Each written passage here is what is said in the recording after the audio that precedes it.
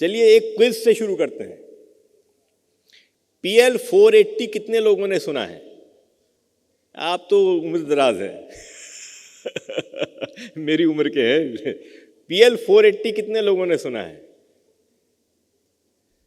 तो जितने लोगों ने हाथ खड़े किए हैं वो सब मेरी उम्र के हैं।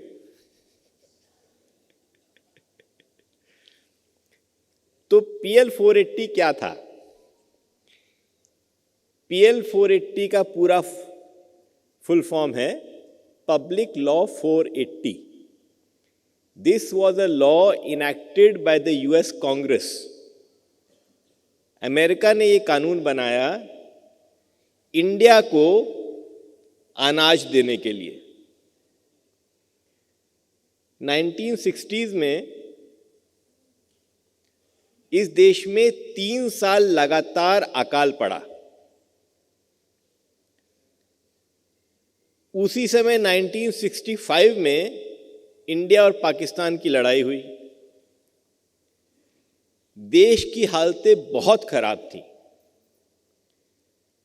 और हमें विदेशी ताकतों से, देशों से हमें अनाज की मांग करनी पड़ी। आज जो आपको इतने आसानी से चावल मिलता है, अनाज मिलता है, उसकी इतनी किल्लत थी, उसकी इतनी कमी थी कि अमेरिका से जहाज आता था बंदरगाह पर, पोर्ट पे, और उस पोर्ट से वो सीधे राशन की दुकान में जाता था। कहीं स्टोर करने का भी टाइम नहीं था। जिन लोगों ने वो देखा है अनाज, वो गेहूं होता था लाल रंग का मोटा, जो हिंदुस्तानी नहीं खाना चाहते थे। लेकिन इस देश की हालात ऐसे थे कि उनको वो अनाज खाना पड़ता था। 1960 के दशक की ये बात है।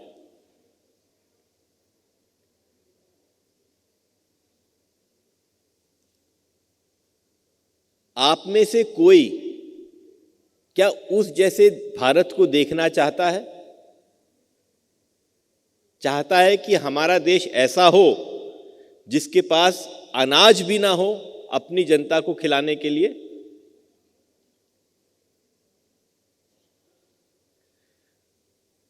उस समय हम बहुत सारे देशों से फॉरेन एड लेते थे, आर्थिक मदद लेते थे। वो देश हमको समझाते थे कि टीबी को कैसे क्योर करना है, मलेरिया में कैसा दवाई देनी है। उन देशों में ना टीबी था ना मलेरिया था, हमको ज्ञान देते थे। कोई $1 मिलियन दे रहा है, कोई $5 मिलियन दे रहा है, और बता रहे हैं कि इंडिया को कैसे आगे बढ़ना चाहिए। ऐसे थे हालात इस देश के। 2003 में, आज से 22 साल पहले, फाइनेंस मिनिस्टर थे जसवंत सिंह जी, प्रधानमंत्री थे श्री अटल बिहारी वाजपेयी। 2003 में इस देश ने यह फैसला किया कि हम अब सिर्फ 6 देशों से मदद लेंगे, बाकी दुनिया के किसी देश से कोई मदद नहीं लेंगे। जो देश इतना आश्रित था कि उसको कटोरा लेकर अपने जनता को खाना खिलाना पड़ता था, उसने 2003 में एक बहुत बड़ा साहसिक कदम उठाया। 6 देश थे, US, UK, Germany, Japan, Russia और यूरोपियन यूनियन। उस साल 2003 में हमने ये भी तय किया कि हम जितना कर्जा $1.6 बिलियन जो हम पर है वो हम प्रीपे कर देंगे। अभी उसको देने की ज़रूरत नहीं है, उसमें टाइम बाकी है, लेकिन हम पहले से ही उनको वापस कर देंगे। और हमने जो छोटे छोटे देशों को, अफ्रीका में तंजानिया को, कीनिया को जो हमने पैसे दिए हैं वो हम माफ कर देंगे। ये एक नया भारत था। अब आप आइए कोविड के समय। कोविड के समय फिर इस देश की हालतें ऐसी थीं कि ना हम पर पीपीई किट्स थी, ना हमारे पास वेंटिलेटर्स थे। दुनिया का कोई देश मदद करने को तैयार नहीं था क्योंकि उसको पहले अपनी जरूरत थी। तब हमने क्या किया? मुझे याद है, मेरा एक बंधु उस समय टेक्सटाइल मिनिस्ट्री में काम करता था। हर हफ्ते टेस्ट किया जाता था पीपीई किट बनाने के लिए।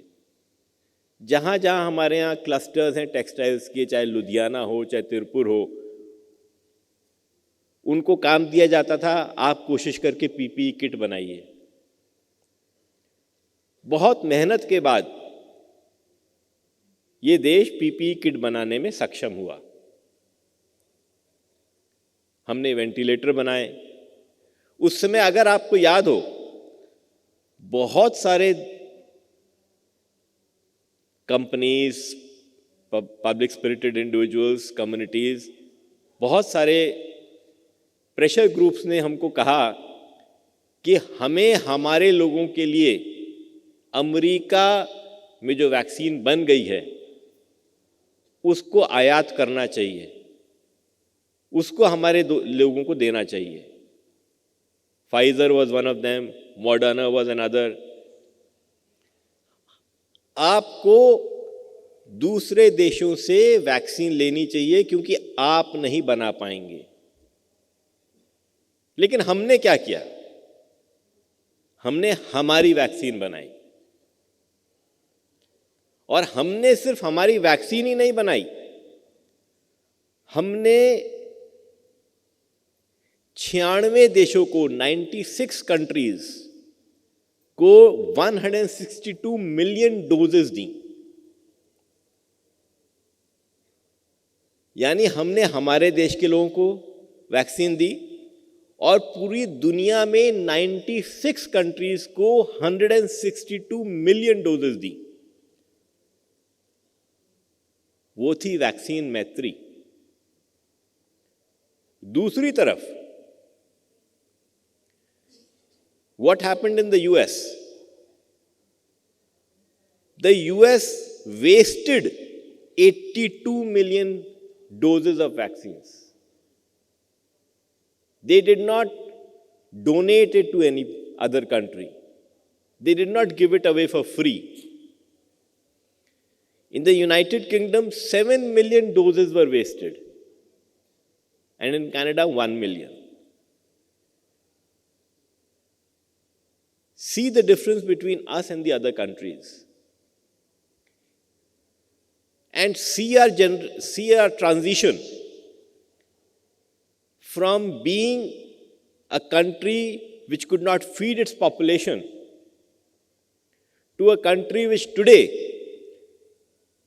is at times the largest exporter of food grains in the world. While we've always understood the need for being self-sufficient, self-reliant, I would think that having heard of these examples, you would also be convinced that Atmanirbharta is essential for a nation's progress. अगर Covid के समय में हमने अपने पैरों पे खड़ा होना नहीं सीखा होता तो इस देश में जितने लोग अनफॉर्चुनेटली गुजर गए उससे कहीं ज्यादा धक्का इस देश के लोगों को, इन परिवारों को लगता। तो अगर देश को आत्मनिर्भरता की जरूरत है तो देश क्या सिर्फ कुछ प्रांतों से, कुछ शहरों से ही आत्मनिर्भर बन जाएगा? क्या हमारा देश आत्मनिर्भर बन सकता है हमारे गांवों के आत्मनिर्भर ना बन के? It is essential that our villages, our gram panchayats also become self-sufficient, self-reliant, so that our entire country can stand its own feet. If I've given you examples from the 1960s or from a few years back, the same example can be given today because of the kind of geopolitical situation that we are facing. So, Atmanirbharta is essential for this country, and Atmanirbharta cannot be confined to a particular region, a particular state, a particular community. It has to percolate everywhere. So that is where the Gram Panchayat stands with relation to Atmanirbharta. आज की तारीख में ग्राम पंचायतें उसी स्थिति में हैं जिस स्थिति में 1960 का भारत था, यानी ज्यादातर गांव, ज्यादातर पंचायतें आश्रित हैं सेंटर और स्टेट के फंड्स पर। उनके पास अपने पैसे नहीं हैं जिससे कि वो अपना विकास कर सके। हम उनको कैसे आत्मनिर्भर बनाएं?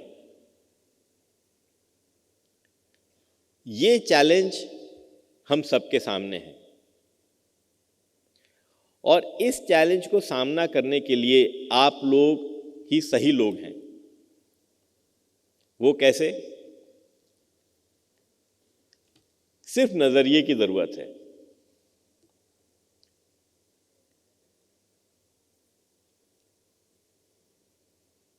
आंध्र प्रदेश में एक नई राजधानी का निर्माण हो रहा है। क्या नाम है? अमरावती।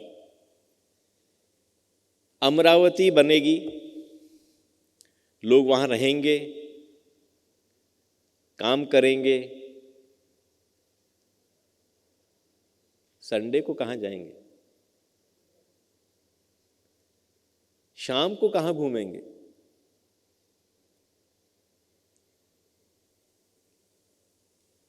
वहां से कुछ किलोमीटर दूर ही एक ग्राम पंचायत है जिसमें 22 एकड़ की वाटर बॉडी है। वो वाटर बॉडी को अगर डेवलप किया जाए तो कितनी इनकम जनरेट हो सकती है उस ग्राम पंचायत के लिए, कितना एम्प्लॉयमेंट हो सकता है।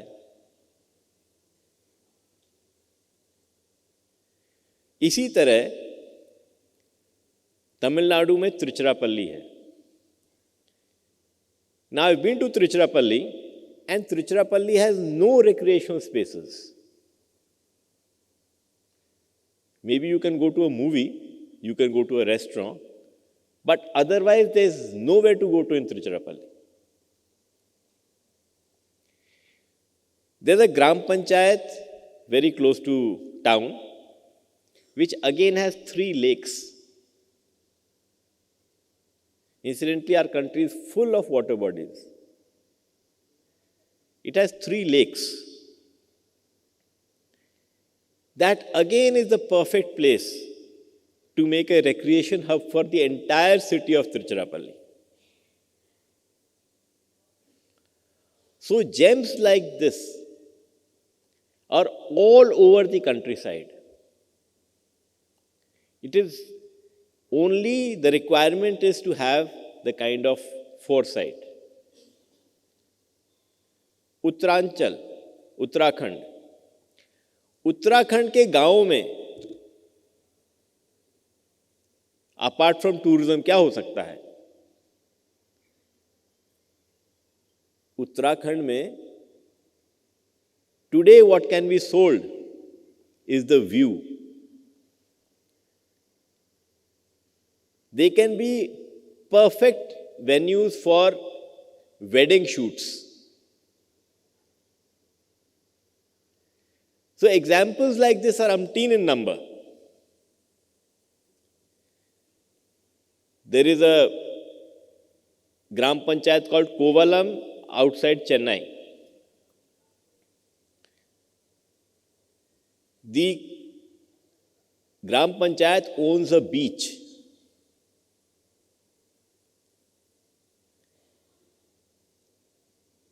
A Gram Panchayat in Tirupati district earns 3.5 crore rupees every year only from parking of buses of pilgrims going to Tirumala.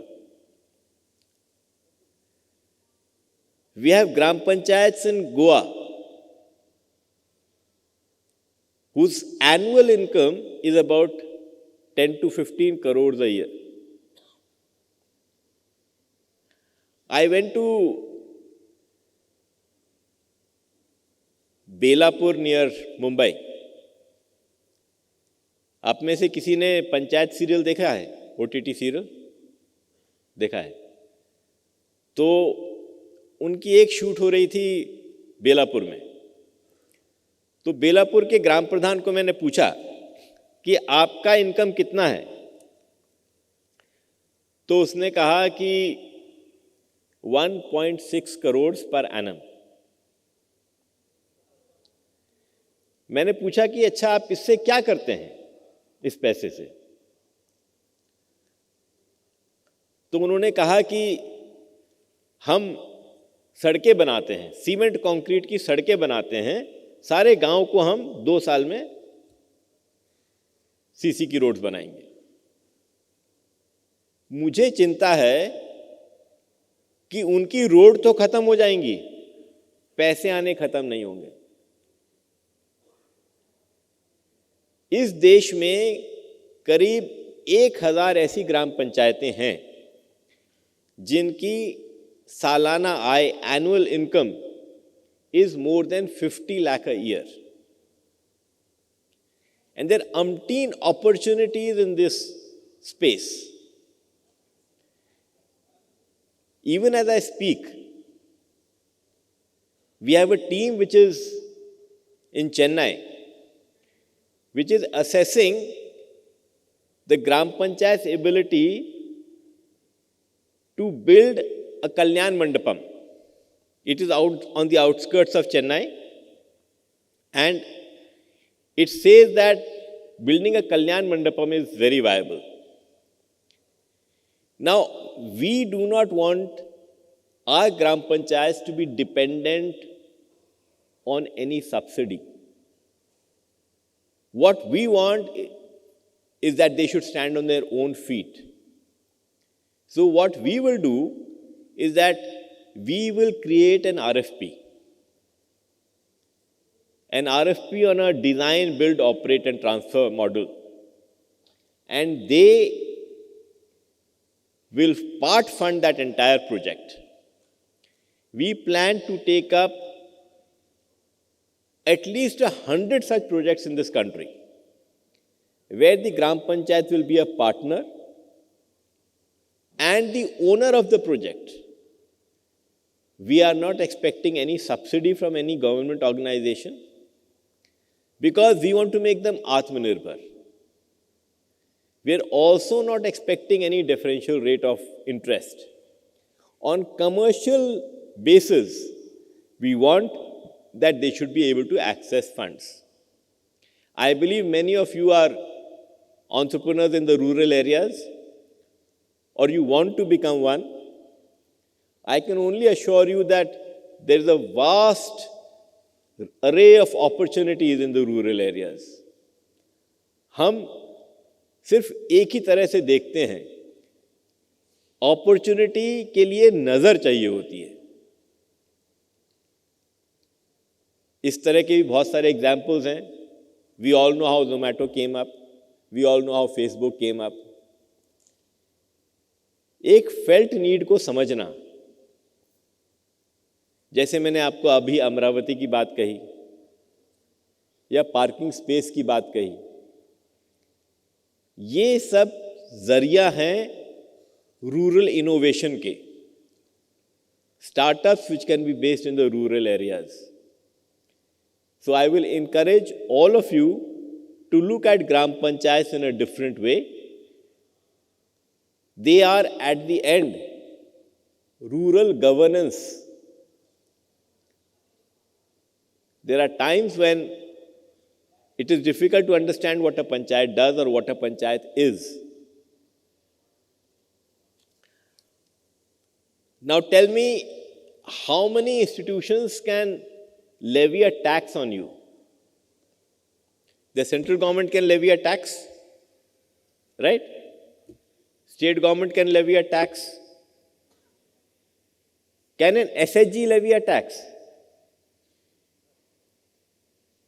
Self help group है ना यहां पर, सेल्फ हेल्प ग्रुप के कोई टैक्स लगा सकता है? फार्मर प्रोड्यूसर ऑर्गेनाइजेशन टैक्स लगा सकता है? टैक्स वही लगा सकता है जो सरकार है। ग्राम पंचायत टैक्स लगा सकता है, आप पे प्रॉपर्टी टैक्स लगाता है,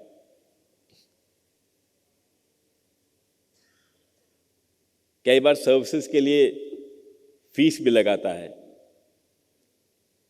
ट्रांजैक्शंस पे स्टैंप ड्यूटी पे लगाता है। So in the rural areas, the government is the Gram Panchayat. That is the fulcrum, that is the focus of all rural activities. We cannot think of rural development without a governance structure, without the Gram Panchayat. So like I said, this is the perfect time to look at rural areas because the opportunities are unlimited.